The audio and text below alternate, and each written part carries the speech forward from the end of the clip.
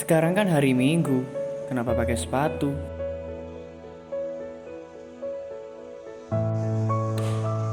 Nah, ini baru bener.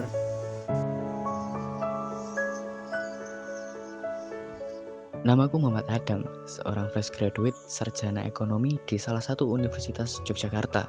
Kini sudah hampir 1 bulan aku pulang kampung dan menjadi salah satu koordinator di PLK Multimedia Mojokerto. Dan hari ini aku akan ke sana sebab ada suatu keperluan.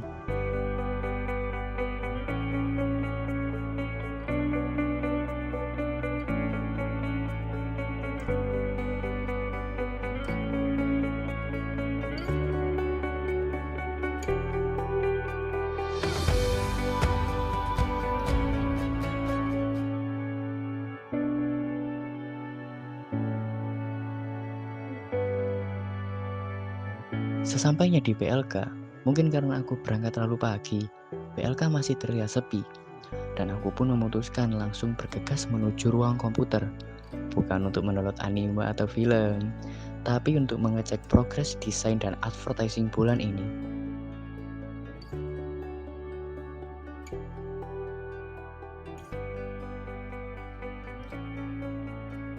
Namun tiba-tiba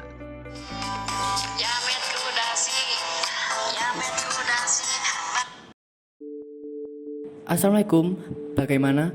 Waalaikumsalam Pak, begini, beberapa pihak pengusaha mengcancel kerjasama atas pengiklanan karena pandemi. Bagaimana ini Pak? Apakah tidak ada pihak atau usaha bisnis lain yang membutuhkan jasa advertisement? Sebenarnya ada Pak, Alhamdulillah. tapi Pak, pihak ini memproduksi barang non-halal. Astagfirullah. Bagaimana Pak? Pak Adam? Halo? Pak? Hei, ditanyain itu loh, malah diem aja. Oh iya, nanti saya kabarin lebih lanjut ya Mbak, bagaimana keputusannya. Assalamualaikum. Loh Mas Musa kok bisa ada di sini? Tadi aku kebetulan lewat depan VLK. Kemudian aku melihat sepeda kamu ada di depan. Ya udah, aku langsung masuk aja. Oh gitu. Iya, kenapa teleponnya ditutup?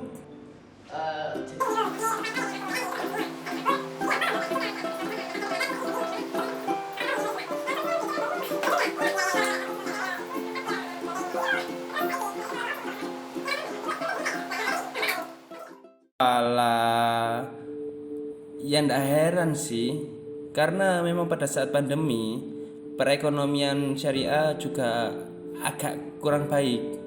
Makanya kolega kamu banyak yang cancel. Iya, emangnya kamu sudah menghubungi stakeholder BLK? Hah? Stakeholder? Steak, sepotong daging besar. Holder, pegangan. Masa pegangan potongan daging? Apa maksudnya? Haduh, bukan begitu konsepnya. Coba deh kamu tutup mata. Buat apa? Halah, sudahlah. Aku hitung 1 sampai 3 ya. 1, 2, 3.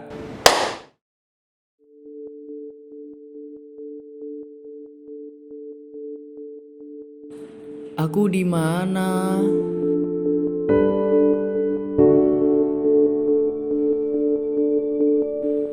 Itu siapa? Ini siapa? Sudah. Ini kamu dan aku lagi di bawah alam sadar kamu. Di sini aku akan lebih menjelaskan detail lagi tentang stakeholder dan peranannya terhadap pemulihan ekonomi syariah. Nah, semuanya berawal dari esensi stakeholder itu sendiri. Menurut Freeman dan Grunig, stakeholder merupakan individu-individu yang tergabung dalam suatu kelompok atau instansi yang memiliki kepentingan dan kontribusi dalam pengaruh kebijakan, tindakan, serta tujuan organisasi tersebut.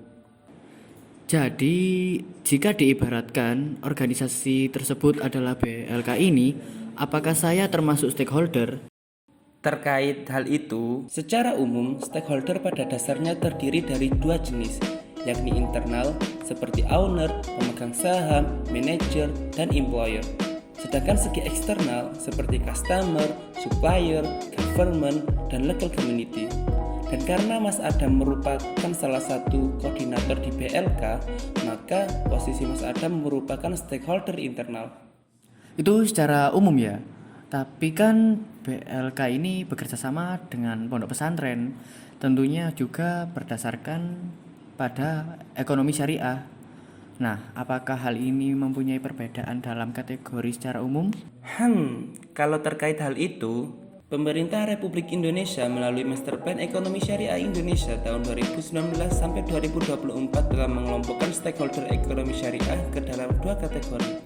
Yang utama yaitu lembaga sebagai Komisi Nasional Ekonomi dan Keuangan Syariah atau KNEKS yang bertujuan untuk melakukan peningkatan dan pembangunan ekosistem ekonomi dan keuangan syariah di Indonesia.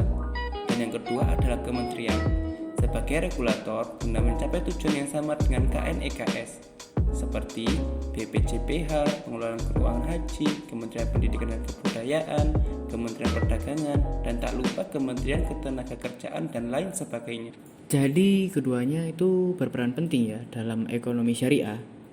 Kalau terkait peran, saya jelaskan lebih detail lagi ya. Sebagai salah satu wujud peran dari stakeholder dalam ekonomi syariah, dapat tergambar pada 29 Juni 2021, yang mana KNEKS bersama Bank Indonesia menggandeng 10 perguruan tinggi di Indonesia dalam mensosialisasikan terkait ekonomi syariah.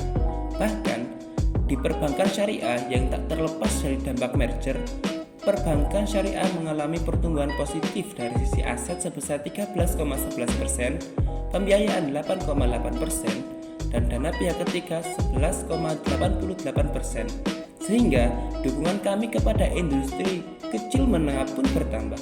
Apalagi di era digital saat ini, fintech syariah sudah memiliki 10 peer-to-peer dan 8 inovasi keuangan digital yang mendapat izin dari OJK. Bukan hanya ketiga bidang itu saja, namun ormas agama seperti NU, Muhammadiyah, dan lain sebagainya juga turut serta mengajak para jamaah untuk mendukung ekonomi syariah saat di kegiatan pengajian contohnya. Dan terakhir, kalangan akademisi seperti kita sebagai salah satu sarjana ekonomi juga harus mengambil peran seperti menggalakkan dan mensosialisasikan kemanfaatan ekonomi syariah. Dengan berbagai jenis dan peran stakeholder dalam pemulihan ekonomi syariah, apakah hal itu memiliki tujuan yang sama? Tenang saja, karena peran stakeholder pada pemulihan ekonomi syariah terintegrasi guna meningkatkan taraf kesejahteraan serta memperkuat perekonomian Indonesia dalam berbagai potensi yang dimiliki. Oh, jadi seperti itu. Jikalau ditarik ulur pada permasalahan BLK saat ini, harusnya lebih peduli dengan mengoptimalkan peran stakeholder, menjalin relasi dengan KNEKS, bekerja sama dengan ormas yang ada di masyarakat, menyimpan dana di perbankan syariah, mencari dukungan dari mahasiswa dan generasi milenial, serta mensosialisasikan melalui fintech syariah sebagai bentuk kedinamisan zaman. Nah, itu sudah paham. Alhamdulillah. Berarti Mas Musa juga termasuk stakeholder dong? Iyalah, aku kan karyawan BSI. Bukan itu maksud saya, Mas. Mas Musa minggu kemarin minjam uangku 50.000. Sampai sekarang belum Mas kembalikan. Iya, belum aku kembalikan ya. Ya udah, aku pulang dulu ya. Oh iya, lupa belum kembali. Sebentar ya, aku mau pulang dulu. Loh, Mas. Tunggu, Mas. Bayar tamu dulu.